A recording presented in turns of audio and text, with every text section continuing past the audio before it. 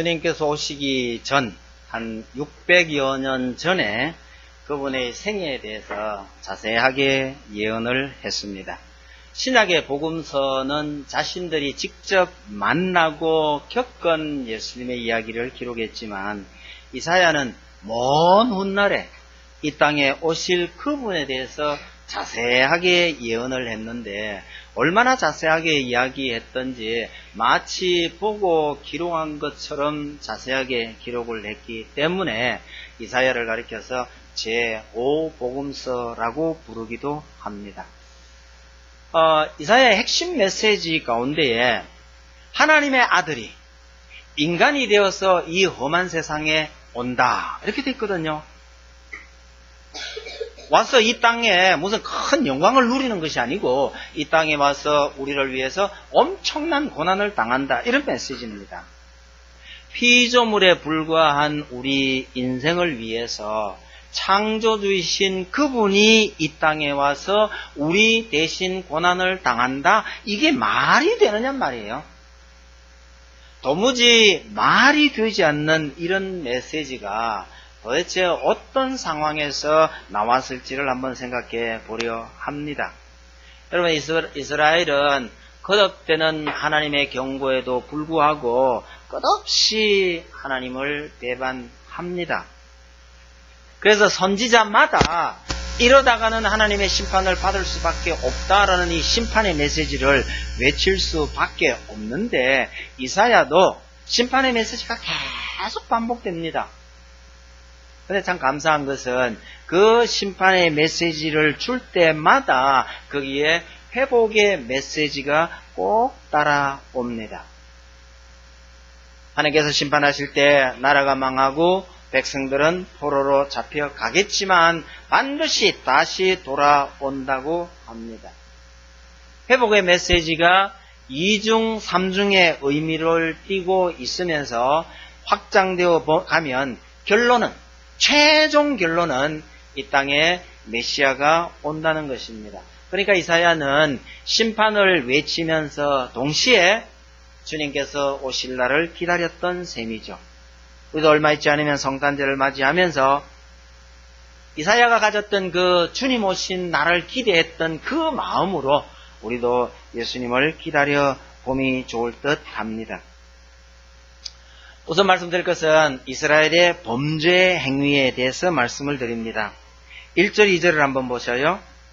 불의한 법령을 만들며 불의한 말을 기록하며 가난한 자를 불공평하게 판결하여 가난한 내 백성의 권리를 박탈하며 과부에게 토색하고 고아의 것을 약탈하는 자는 화 있을진저, 이러죠. 요약하면 지도자들의 범죄에 대해서 지금 책망을 하고 있는 겁니다. 법을 만드니까 요즘 말로 하면 국회의원이 될 테고요. 재판을 불공정하게 하고 있으니까 사법부 판사들에 대한 책망이라고 보여집니다. 그런데 이사야서는 이 장절 구분에 참 문제 있을 때가 많은데요. 이 10장의 이 구절이 여기서부터 시작되는 게 아니고 9장 뒷부분하고 쭉 연결이 되어 있습니다. 주목해서 봐야 할 부분이 9장 14절 15절이니까 한번 보셔요. 그러므로 여호와께서 하루 사이에 이스라엘 중에서 머리와 꼬리와 종려나무 가지와 갈대를 끊으시리니 그 머리는 곧 장로와 종비한 자요 그 꼬리는 곧 거짓말을 가르치는 선지자라, 이렇게 말합니다. 여러분, 지도자들이 왜 이렇게 못된 짓을 하고 있느냐 그랬더니, 사실은 선지자들이 지금 잘못하고 있기 때문에 이렇게 돼가고 있다고 봐야 됩니다. 방금 읽은 이 구절의 종려가지라는 것은 장로와 종비한 자들을 가리킵니다. 그런데 하나님께서요, 종려가지도 심판하고 그 다음에 꼬리와 갈대도 심판한다고 말하는데, 이 꼬리는 거짓말을 가르치는 선지자란 뜻입니다. 여러분, 거짓말을 가르치는 선지자를 가리켜서 꼬리라고 말합니다. 선지자들을 왜 그렇게 치욕스럽게 부르고 있을까요? 본래 선지자는 돈도 없고 권력도 없는 사람들입니다. 근데 이런 사람들이 흔들리는 꼬리처럼 돈과 권력을 지닌 사람들에게 붙어서 하나님을 파는 행위를 일삼았기 때문에, 다시 말하면 하나님의 말씀이 아닌 거짓말을 가르치고 있었기 때문에 꼬리요 갈대라고 표현하고 있는 겁니다. 종려나무는 굉장히 우대받는 좋은 나무예요. 거기에 비하면 바람이 불 때마다 이 흔들리는 갈대, 이건 별로 가치도 없는 겁니다. 선지자들이 거짓말로 하나님께서 말씀하지 않은 것을 하나님의 말씀인 것처럼 가르치고 있으니 재판관들인들 오죽하겠습니까? 가난한 자를 불공평하게 판결하고요, 힘없는 과부에게 토색한다는 말이 있는데 힘으로 억지로 뺏어간다는 뜻입니다. 고아들 끝까지 약탈해 갑니다. 권세 있는 자들이 이렇게 힘없는 자들에게 이렇게 무자비한 짓을 행하는 것은 여러분 하나님을 알지 못하기 때문입니다. 하나님을 믿는다고 하면서 하나님을 제대로 모르고 있고 하나님을 제대로 하나님으로 모시지 않으니 이 끔찍한 일들이 벌어지는 겁니다. 여러분, 믿는다고 하면서 말씀대로 살지 아니하고 하나님 모르는 이런 사람들은요, 아예 하나님을 모르는 사람보다 더 심각한 죄인들입니다. 왜? 하나님의 이름으로 못된 짓을 하거든요. 여러분, 교회를 세습하면서 자기 아들에게 십자가의 길을 물려줬답니다. 차라리 그 말 하지 않았으면 좋았을 텐데요. 그 말을 들으면서 그런 것이 십자가의 길이라면 내가 가야 되겠다, 이런 사람이 하나 둘이겠어요? 말 안 하는 게 차라리 나은데 한마디씩 뗄 때마다 이 말이 많은 사람들의 부활을 지르고 있는 겁니다. 하나님 보시면 오죽하겠어요? 하나님의 심판이 시작이 되면 이런 자들이요, 포로보다 못하고 죽임을 당한 자보다 더 못한 상황이 된다고 말합니다. 4절 한번 보셔요. 포로된 자 아래 굽부리며 죽임을 당한 자의 엎드러질 따름이니라, 이렇게 말하죠. 우리말 번역은 조금 느낌이 쉽게 오지 않습니다만은 다른 번역은 이렇게 합니다. 너희는 포로들 밑에 깔려 밟혀 죽거나 시체더미 밑에 깔려 질식할 것이다, 이렇게 말한 겁니다. 지도자들을 하나님께서 이렇게 심판을 하겠다고 하셨는데 문제는요, 백성은, 여러분, 백성들의 죄가 있다면 뭐겠어요? 지도자를 잘못 만난 게 죄가 아닐까요? 그러면 하나님은 지도자만 심판하고 백성들은요, 용서해야 안 되겠어요? 여러분, 9장 17절 중간쯤에 한번 보셔요. 그러므로 주께서 그들의 장정들을 기뻐하지 아니하시며 그들의 고아와 과부를 긍휼히 여기지 아니하시리라, 이럽니다. 여러분, 심판하실 때가 되면 아무것도 모르고 이렇게 핍박을 당하고 고난을 당했던 고아와 과부까지도 하나님은 긍휼히 여기지 않는다고 말합니다. 왜요? 지도자의 말이라고 무조건 따랐기 때문에 그렇습니다. 여러분, 지도자, 그릇된 지도자의 말인 줄 모르고 무조건 따라가는 것이 면죄부가 될 수 없다는 사실을 기억하셔야 합니다. 지도자가 하는 말이라도, 선지자가 하는 말이라도 생각하면서 따라가라는 얘기입니다. 그 선지자가 오늘날로 합시다, 목사님이라고 말씀하시는데 그 말씀이 정말 하나님의 말씀이 맞는지를 따져가면서 생각하면서 아멘 해야 됩니다. 아멘 해서 안 될 자리에 아멘 하는 분들이 참 많아요. 제가 설교 시간에요, 저 사람 여기는 아멘 하면 안 됩니다 하니까 뭐라 하는지 아시죠? 답이요, 그래도 아멘, 이러시는 거예요. 아니, 아멘 하면 안 된다고 말하는데도 그래도 아멘이래요. 믿음이 좋은 것 같으세요? 믿음은 좋은지 모르지만 하나님은 그런 사람도 다 심판하겠다고 말씀하시기 때문에 여러분, 누가 하나님의 말씀이라고 외쳐도 그것이 성경적으로 맞느냐 안 맞느냐를 여러분 개인적으로 스스로 판단해야 합니다. 4절 끝에 한번 보셔요. 그럴지라도 여호와의 진노가 돌아서지 아니하며 그의 손이 여전히 펴져 있으리라. 이 말은 여전히 하나님께서 심판하시겠다는 이야기인데, 이 구절이요, 9장에서부터 보면 계속해서 반복되었던 이야기입니다. 하나님께서 한번 심판하고 끝낸다가 아니고요, 그럴지라도 하나님은 계속해서 심판하실 거라고 얘기하는데, 여러분, 심판하는 사람이 게으르다면 얼마나 좋을까요? 혹시 아이들 중에는 그런 일이 있어요? 선생님이 오늘 화가 몹시 나서 1번부터 나와! 이래 처음부터 몽둥이질을 하는데요. 뒤에 맞으면 좀 괜찮을까 해서 뒤로 빠지는 놈들이 있어요. 아무래도 선생님이 힘이 좀 빠지면 낫지 않을까. 머리가 좋죠? 나중 맞는 게 나아요. 처음에는 세고 뒤로 가면 아무래도 선생님 힘 빠지니까요. 옛날에 우리 놀부가 지옥에 간 이야기가 참 많았거든요. 이야기니까 그렇게 들으셔요. 놀부가 지옥에 갔는데 염라대왕이 조사를 하더니요. 무슨 죄를 지었습니다. 그러니까 죄 한 번 지은 사람은요. 그 주사위 같은 거 한번 푹 찌르더래요. 놀부가 뒤에서 줄을 서서 이렇게 보니까 이거 들고 찌르는 놈이 굉장히 힘든 것 같아. 하긴 막 죄인들이 얼마나 많겠어요. 그죠? 그래서 놀부가 머리를 굴린 거예요. 아예 죄가 엄청나게 많다고 하면 포기하겠지 뭐. 그래가지고요. 지은 죄를 다 구해버렸어요. 너무너무 많아. 그랬더니 염라대왕이요. 여봐라 미싱을 대령하렸다 이러더랍니다. 벌 주는 사람이 게으르면요. 그래도 얼마나 좋겠습니까만 여러분 하나님에게 그거 기대할 수 없다는 사실이에요. 군대 이야기도 있는데요. 휴가 갔다가 제 시간에 못 들어가가지고요. 조금 늦게 가면 맞아 죽습니다. 5분이나 10분쯤 늦게 가면요. 이거 맞아 죽어요. 그럴 때 그러면 어떻게 하느냐. 간이 좀 커야 됩니다. 아예 안 들어가 버리는 거예요. 그럼 부대 안에 난리가 나요. 이놈의 새끼 들어오면 죽었다 어쩌다가 난리가 났는데 아예 안 들어가고 버티고 있는 거예요. 시간이 좀 지나면요. 어떻게 해서 연락이 옵니다. 중대장님 제가 들어가고 싶은데요. 사실은 우리 여친이 이거 거꾸로 씹는 바람에 죽어버릴까 어떡하려 고민하고 있습니다. 그럼 중대장이 뭐라 하는지 압니까? 야! 정신 차려! 가만히 있어! 어디야? 가만히 있어! 내가 차 몰고 와서 모시고 들어가요. 별일 없습니다. 왜? 그래가 만약에 탈령 보고를 하면요. 중대장 자기도 불리하거든요.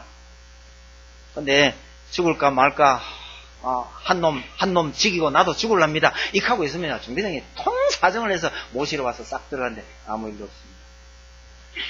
그래서 선생님이 무서우면 5분, 10분 지각하면 안 되고요. 아예 제꼈다가 확 늦게 들어가면 좀 나을 수도 있습니다.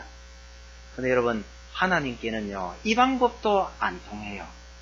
하나님은 게으르지도 않고 잊어버리지도 않아요. 그래서 이 말이 계속 반복됩니다. 그럴지라도 여호와의 노가 쉬지 아니하며 그 손이 여전히 펴 있을 것이라 게으르지도 아니하며 잊어버리지도 아니한다. 철저하게 심판하신다라는 뜻입니다. 여러분 하나님은 함부로 노를 바라시는 분도 아니지만 시간이 지난다고 해서 분노가 사그러드는 분도 아닙니다. 가끔 성인들 중에는 화가 몹시다면요. 그냥 막 확 열을 내다가 시간 좀 지나면 싸그러드는 분들이 들어 계시는데 진짜 무서운 선생님은요. 감정에 치우치지 아니하고 내 분을 다 가라앉힌 후에 얘는 아무래도 이만큼은 맞아야 정신이 들겠다. 그러고 매를 드는 선생님은 피할 수가 없습니다. 이런 분이 진짜 무서운 분이에요. 하나님께서 본격적인 심판이 시작이 되면 절대로 피할 수가 없으니 경고할 때 돌아서라. 다른 말로요. 하나님을 제대로 믿으라. 범죄하는 이스라엘을 향해서 이사야가 외치는 첫 번째 메시지가 요겁니다. 두 번째요. 이스라엘에 대한 진짜 심판 이야기가 나오게 됩니다. 5절 보세요. 아수르 사람은 화했을진저 그는 내 진노의 막대기여 그 손에 몽둥이는 내 분노라. 6절 내가 그를 보내어 경건하지 아니한 나라를 치게 하며 내가 그에게 명령하여 나를 노하게 한 백성을 쳐서 탈취하며 노략하게 하며 또 그들을 길거리에 진흙같이 짓밟게 하게 하려니와 이럽니다. 아수르가 하나님께서 징계하시는 도구로 등장하게 된다는 뜻입니다. 이스라엘은 자기들이 하나님의 거룩한 백성이라고 확신했는데 거꾸로 인간 취급도 안 했던 저 이방인들이 거꾸로 이스라엘을 치러 오는 겁니다. 사람 취급도 안 했던 이방인에게 매를 맞아야 되는 그런 형편이 된 겁니다. 여러분, 하나님의 백성이 하나님을 알지 못하는 사람들에게 야단 맞는 이런 일은 진짜 없어야 합니다. 그런데 성경에 이런 장면들이 더러 나온다는 거죠. 요나가 하나님의 말씀을 듣지 아니하고 도망가다가 결국은 제비뽑기에 걸려 나옵니다. 선원들이 더 멋있는 사람들이에요. 함부로 그를 죽이라거나 그래야지 않고 당신이 도대체 누구며 어디서 무슨 짓을 해가지고 이렇게 됐는지 말하라. 이러니까 요나가요, 사실은 하고 자기 잘못을 다 고하는 장면이 나오죠. 그 선원들이 그랬던 요나를 함부로 버리거나 죽이지 아니하고요, 어떻게든지 그 태풍을 이겨나가 보려고 애를 쓰는 장면을 보면 참 믿는 사람이 불신자들 앞에 이게 뭔 짓이냐 이런 생각이 들어요. 아브라함도 그랬고 이삭도 그랬잖아요. 세상 천지 안 믿는 사람에게 아브라함이 지적을 당합니다. 이 여자가 당신 부인이 틀림없는데 왜 누이라고 해서 나를 속였느냐.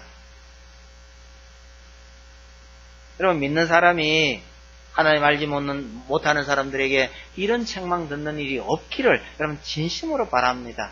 아니, 믿는다는 사람이 그게 뭐냐 이 소리를 안 믿는 사람들에게 듣는다는 것은 정말 수치입니다. 여러분, 우리가 믿는다고 해서 우리의 신앙을 지키기 위해서 이런 비난을 듣거나 핍박을 받는다는 것은 우리가 기꺼이 감당해야 되겠지만, 우리가 지혜롭지 못하거나 아니면 노력하지 않았거나 욕심을 부리다가 이런 일이 생긴다는 것은 정말 부끄러운 일입니다. 하나님의 징계의 수단으로 쓰인 이 아수르가 훗날 이스라엘을 쳐들어옵니다. 예루살렘을 포위해 놓고요, 온갖 모욕적인 말을 다 쏟아냅니다.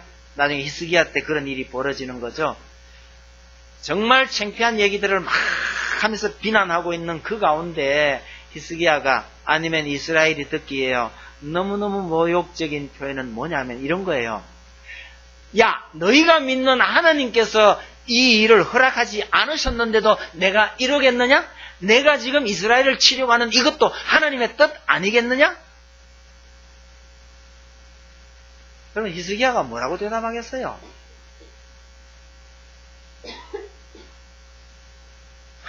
미치겠다, 이 말, 이런 심정 아니겠어요? 하나님을 알지 못하는 이방인들에게 이런 말을 듣는 것, 이스라엘이 범죄하고 하나님 말씀에 제대로 순종하지 않았기 때문에 아수르 입장에서는요, 자기 욕심대로 다 하면서 하나님의 이름을 들먹이는 겁니다. 아수르가 이스라엘을 치고 약탈하는 것은 자신들의 권력욕, 정복욕, 소유욕 이런 것 때문입니다. 그렇기 때문에 주변에 있는 모든 약소 국가들과 민족들을 짓밟았을 뿐입니다. 표면상으로는 분명히 그래요. 그런데 성경은 다르게 말하고 있다는 사실을 기억하셔야 합니다. 하나님께서 자기 백성을 징계하기 위해서 그들을 쓰셨다고 말합니다. 겉으로 나타난 현상과 성경이 말하는 실제가 다를 수 있다는 걸 보여줍니다. 여러분, 하나님과 아무런 상관도 없이 사는 사람도 하나님의 주관 아래 있다는 것을 알고 하나님의 뜻을 찾는 사람이 진정으로 복된 사람입니다. 하나님께 범죄한 이 이스라엘 백성들을 징계하기 위해서 하나님은 아수르 사람들을 불러서 심판하신다. 이것이 이사야의 메시지의 두 번째 이야기입니다. 세 번째로요, 아수르에 대한 심판 이야기를 하고 있습니다. 여러분, 하나님의 도구로 사용이 된 이 아수르는요, 잘했다고 칭찬을 받을까요? 징계를 받게 될까요? 12절 한번 보셔요. 그러므로 주께서 주의 일을 시온산과 예루살렘에 다 행하신 후에 아수르 왕의 완악한 마음의 열매와 높은 눈의 자랑을 보라시리라. 이렇게 돼 있죠. 하나님께서 아수르를 징계의 도구로 쓰신 다음에 아수르에 대해서도 심판을 하시겠다고 말합니다. 여러분, 자식을 징계하려고 사용한 매는 귀중하게 보관하거나 그에게 상을 주는 게 아닙니다. 만약에 거기 피가 묻었고 그렇다면요, 버리는 법이죠. 가룟 유다가 하나님에게 귀한 도구로 쓰였습니다. 그래서 이 땅에 오셔서 죽으셔야 할, 고난받으셔야 할 예수님의 일을 도와줬습니다. 그래서 상을 받나요? 하나님의 도구로 사용이 되었음에도 불구하고 예수님께서는 그 유다를 향해서 차라리 나지 않았더라면 자기한테 좋았을 건데, 그렇게 말씀하시는 거예요. 아수르는 상은커녕 징계를 받게 되는데요. 그 이유가 뭐냐? 자기들이 잘났어 이렇게 나라를 확대해 가는 것이 아니고 하나님께서 자기 백성을 징계하기 위해서 이들을 사용하고 있다는 것을 모른 채 너무너무 기고만장하는 겁니다. 교만해지는 겁니다. 그 교만이 이스라엘만 향한 것이 아니고 결국은요, 하나님께까지 하나님을 향했기 때문이란 겁니다. 중간에 8절 한번 보셔요. 그가 이르기를 내 고관들은 다 왕들이 아니냐? 자기 밑에 있는 부하들은 다른 나라로 치면 다 왕이나 마찬가지다. 그러면 자기는 황제가 되는 셈이죠. 구절이 조금 어렵습니다. 갈로는 갈그미스와 같지 아니하며 하맛은 아르밧과 같지 아니하며 사마리아는 다메섹과 같지 아니하냐 그러는데, 두 도시가 혹은 두 나라가 이렇게 짝을 이루고 있는데 앞의 도시가 나중에 함락된 도시입니다. 그러면 갈로는 갈그미스와 같지 아니하며 하는 이 말은요, 갈로는 갈그미스처럼 함락되지 않았느냐 이런 뜻이고요. 하맛은 아르밧과 같지 아니하냐 하는 것도 하맛도 아르밧처럼 멸망당하지 않았느냐, 사마리아도 다메섹처럼 멸망당하지 않았느냐. 그러니까 예루살렘도 이 앞에 나온 도시처럼 망할 수밖에 없지 않느냐, 그런 얘기가 되는 거죠. 마음만 먹으면 어떤 도시, 어떤 나라든지 다 점령했다라고 하는 겁니다. 10절 보세요. 내 손이 이미 우상을 섬기는 나라들에 미쳤나니 그들이 조각한 신상들이 예루살렘과 사마리아의 신상들보다 뛰어났느니라 그러죠. 쉬운 말로 하면요, 예루살렘아 너희가 섬기는 그 하나님보다 더 뛰어난 신도 내가 다 점령했다. 하나님을 우습게 보고 있는 이야기입니다. 13절로 갑시다. 14절 볼게요. 내 손으로 열국의 재물을 얻은 것은 새의 보금자리를 얻은 같고 온 세계를 얻은 것은 내 버린 알을 주움 같았으나 날개를 치거나 입을 벌리거나 지저귀는 것이 하나도 없었다 하는 것은요, 내가 하는 일에 대해서 입을 벌리거나 지저귀는 자가 누구냐는 거예요. 쉽게 말하면 너희가 믿는다고 하는 그 하나님조차 내게 아무 말도 하지 않았다. 이게 이제 소위 말하는 기고만장입니다. 그랬더니 하나님의 답변이요, 15절 도끼가 어찌 찍는 자에게 스스로 자랑하겠으며, 이 말이죠. 도끼가 그 도끼를 들고 있는 사람을 향해서 어디 건방지게 자랑하고 눈을 흘기느냐, 이런 뜻입니다. 여러분, 도끼를 들고 있는 사람을 향해서 오만한 말을 할 수 있느냐? 그럴 수 없다는 얘기입니다. 그래서 제가 옛날에 설교하면서 이 본문을 가지고 강큰 도끼라고 제목을 붙였더니 어떤 집사님이 목사님 오늘 주보에 글자 틀렸던데요 하고 들고 왔어요. 그래 뭐라 해야 되는데 하니까 토끼를 도끼라 해놨던데요. 그래서 본문도 안 읽어보고 틀렸다고 한다고 야단을 쳤는데요. 뭐 어차피 강큰 도끼가 어디 있겠어요. 그러나 여러분, 이 도끼가 주인을 향해서 헛소리하고 있는 거, 이건 진짜 간이 커진 겁니다. 도끼가 그 도끼를 들고 있는 주인을 우습게 여기는 거죠. 왜 이런 간 큰 도끼가 생겼느냐 말이에요. 누가 도끼의 간을 이렇게 키웠습니까? 이스라엘이 한 거예요. 아수르가 나라가 강성해져서 쳐들어오는 것은 이스라엘이 범죄했기 때문에 그렇게 됐다라고 말하는 겁니다. 여러분 이게 말이 되느냐는 거죠. 아니 그냥 역사의 흐름을 따라서 흘러간 것이지 역사의 순리를 따라간 것이지 그게 무슨 이스라엘 때문이냐 그렇게 말할 수 있는데도 불구하고 성경은 뭐라고 그러냐 범죄한 이스라엘을 징계하기 위해서 아수르를 보냈다고 합니다. 여러분 성경에 이런 예가 많이 있다는 걸 여러분 기억하시면 되겠습니다. 요나가 탄 배가 잘 나가고 있는데 왜 태풍이 불어옵니까? 요나 때문에 불어온 거예요. 다윗 시절에 다윗이 범죄했더니요 전국에 전염병이 돌아가지고 얼마나 많은 사람이 죽었는지 모릅니다. 범죄한 것은 다윗이에요. 다윗 때문에 천국에 전염병이 퍼집니다. 여러분 사울 때문에요 이스라엘에 엄청난 가뭄이 닥칩니다. 사사시대 한번 보세요. 사사시대의 주변에 있는 모든 이 이민족들이 이스라엘을 괴롭힙니다. 교대로 들어와서 이스라엘은 그냥 동네북처럼 두들겨 맞습니다. 왜 그런 외적들이 쳐들어옵니까? 이스라엘의 불순종 때문이라고 말합니다. 여러분 예수 믿는 우리가 잘못할 때에 나 때문에 아수르가 일어나고요 나 때문에 폭풍이 불어올 수도 있다는 것을 잊지 마시기 바랍니다. 겉보기에는 자연현상이요 순리대로 가는 역사의 흐름일 것 같아도 실제로는요 하나님께서 간섭하고 계실 수가 있다는 것을 잊지 마셔야 합니다. 이스라엘을 징계하기 위해서 하나님께서 아수르를 강성하게 했더니 이 아수르 때문에 주변에 얼마나 많은 민족들이 고통을 받았는지 모릅니다. 오늘날 우리나라의 이 국가적인 어려움, 정치적 혼란, 경제적 어려움은 누구 책임이냐? 겉으로 따져보면 져야 될 사람들이 참 많이 있고 많은 이유가 있을 겁니다만은 오늘 우리 그리스도인들에게 주는 메시지라고 생각하면 이럴 때일수록 그리스도인들이 정말 말씀대로 써야 하겠구나 그렇게 답을 내리시기 바랍니다. 하나님의 말씀이라면 그 앞에 이유를 대지 말고 엎어져야 합니다. 그렇지 않으면요 강큰 도끼가 스치게 됩니다.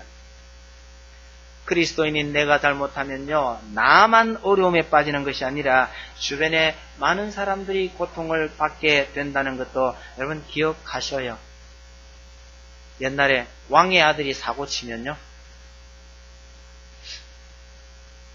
사고쳐서 어려움을 겪는 왕자도 가끔 있기는 하지만 일반적으로 왕의 아들이 사고치면요 어떤 사람들이 죽어납니다. 여러분들로 말미암아 여러분들의 이웃이 복을 받게 하시기 바랍니다. 요셉 때문에요 보디발의 가정이 큰 복을 받았습니다. 그 요셉 때문에 심지어 애굽이 복을 받습니다. 여러분들의 가정과 회사나 이웃이 여러분들 때문에 복을 받게 되는 그런 일들이 많이 나타나기를 바랍니다. 여러분 자식에 대한 징계는요 결국 복으로 끝이 납니다. 아수르에 대한 징계는 그 징계로 끝을 맺어버리지만 이스라엘에 대한 징계는요 새로운 미래에 대한 시작으로 나타납니다. 왜요? 아무리 잘못해도 자식을 죽으라고 때리는 부모는 없어요. 매를 들었다가도 결국은요 자식은 살려놓고 매는 버리게 되는 거죠. 온 세상을 삼킬 것만 같았던 그런 아수르가요 히스기야 때에 하룻밤새 18만 5천 명이 몰살을 당하고 결국 아수르는 단명한 국가로 끝이 납니다. 반면에 사라질 듯 하던 이스라엘은요 포로로 잡혀가고 나라가 다 망했음에도 불구하고 여전히 명맥을 이어가다가 메시아의 탄생을 기점으로 해서 교회에 바톤을 넘겨주게 됩니다. 사도 바울은 이것을 뭐라고 표현했느냐 하니까 그리스도인은 죽은 자 같으나 살고 아무것도 없는 자 같으나 모든 사람을 부욕해 하는 자라고 말합니다. 여러분들이 이 역설의 주인공이 되시기를 바랍니다. 저래 가지고 살겠나 싶어도 예수 믿는 사람은 삽니다. 술도 안 먹고 비빌 줄도 모르고 저래 가지고 출세하겠나 합니다. 남에게 다 퍼주고도 뭐 먹고 사냐 싶어도 삽니다. 그렇게 양보하고도 진짜 살겠나? 예, 삽니다. 세상에 그 어떤 것보다 중요한 것은 하나님을 믿는 일이며 하나님의 말씀대로 사는 일입니다. 그렇게 살다가 이런저런 어려움을 겪는 듯 싶어도 그를 돌보시는 하나님이 계시기 때문에 끝내 이런 사람을 통해서 하나님의 놀라운 은혜가 임하신다는 것을 잊지 마십시다. 이사야의 메시지는 범죄한 이스라엘을 향한 아수르의 심판 이거였지만 그 아수르는 끝내 망하더라도 하나님께서는 이 이스라엘을 다시 일으켜서 놀라운 하나님의 나라를 이루어 가신다. 거기에 가장 중요한 요소가 바로 메시아가 이 땅에 온다. 그래서 이사야의 메시지는 계속해서 이 땅에 오시는 이 그리스도 메시아의 이야기로 이어져 갑니다. 성탄절 기다리면서 이사야가 그 어렵던 시절에 하나님의 이 메시지를 기억하며 그 어려운 사역을 감당했던 것처럼 우리도 이 땅에서 이런저런 참 말로 하기 어려울 정도의 아픔도 혹 있을 수 있지만 그 가운데서도 내가 말씀대로 살아갈 때에 하나님께서 나를 지키시고 돌보신다라는 것을 잊지 않고 위로를 받으시는 여러분들이 다 되시기를 바랍니다. 기도하십시다. 하나님 아버지, 주님 오신 날을 기다리며 주님 오시기 전 600여 년 전에 주님 오실 그 날을 바라보며 자기 동족에게 끔찍한 심판의 메시지를 외쳤던 이사야를 한 번 더 돌아봅니다. 범죄하고 징계받을 수 없는 이스라엘 백성들이었지만 하나님께서